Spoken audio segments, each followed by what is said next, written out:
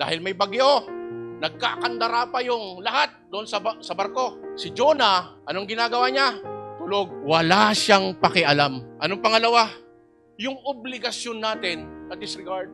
Alam niyo ba na may obligasyon ka sa kapitbahay mo? May obligasyon ka sa mga kapatid mo. Siya lang ang nakakakilala sa Lord. Nagkakandara pa na sila, natatakot na sila. Anong ginagawa niya? Tulog siya. Wala siyang pakialam sa nangyayari sa paligid niya. Hindi tayo tinawag ng Diyos para i-contain lang yung grasya ng Lord sa atin. Gusto ng Lord, ilabas natin sa labas. Dapat may pakialam ka. May pakialam ka sa nangyayari sa mundo. Dapat ang prayer mo, Lord, hindi lang ako ang dapat maligtas.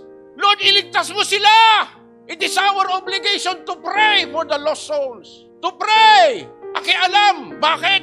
In our time, alam nyo ba yung authority? Alam nyo ba yung kapangyarihan na nailagay ng Lord sa atin?